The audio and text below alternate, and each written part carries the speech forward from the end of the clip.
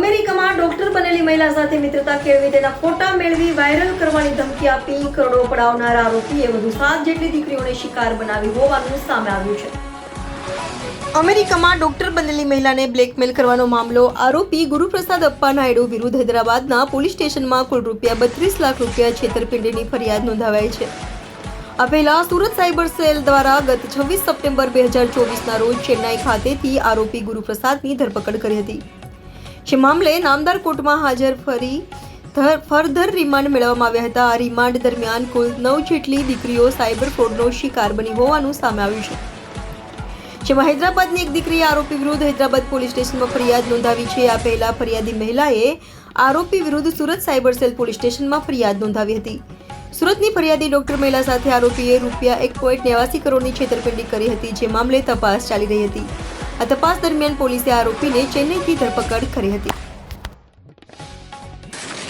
Figma નામની એક એપ્લિકેશનનો એ સ્ક્રીનશોટને બેંક બેલેન્સને ચેન્જ કરવા માટે સ્ક્રીનશોટનો એડિટ કરવા માટે ઉપયોગ કરતો હતો। આ ઉપરાંત માય ટેલ્સ્ટ્રા, ન્યુમેરો, માય ઓપ્ટસ જેવી અલગ અલગ એપ્લિકેશનનો યુઝ કરીને એ પોતાના વર્ચ્યુઅલ નંબર અલગ અલગ ક્રિએટ કરતો હતો, જેનાથી એ ભોગ બનનારાનો સંપર્ક કરતો હતો।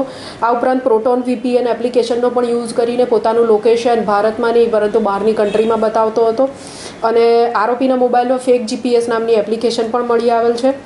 અને આ ઉપરાંત મહિલાઓનો સંપર્ક સાધવા માટે બીજી પણ એમોનો ઉપયોગ કરતો હતો, જેમ કે ગૂગલ પરથી સારા એવા બંગલોઝ અને ફ્લેટ્સ લક્ઝરિયસ હોય એના ફોટા ડાઉનલોડ કરીને ફેસબુક પર અલગ અલગ જે ગ્રુપ હોય છે ફ્લેટમેટ્સ વગેરે, એની અંદર પણ એ આ પોતાને ફ્લેટમેટ જોઈએ છે અને પોતે ફિમેલ છે એ રીતે પોઝ કરીને આ એકાઉન્ટ્સ ઉપર એ પોસ્ટ કરતો હતો આ ઘરના ફોટા કે મારે ફ્લેટમેટ જોઈએ છે।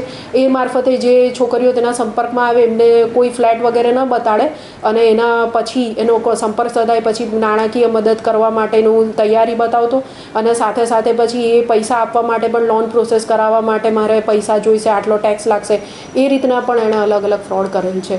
આ હજુ અત્યારે આરોપીના રિમાન્ડ પૂરા થયેલ છે અને સાયબર સેલ દ્વારા આગળની જે કાયદાકીય કાર્યવાહી અને તપાસ ચાલુ છે।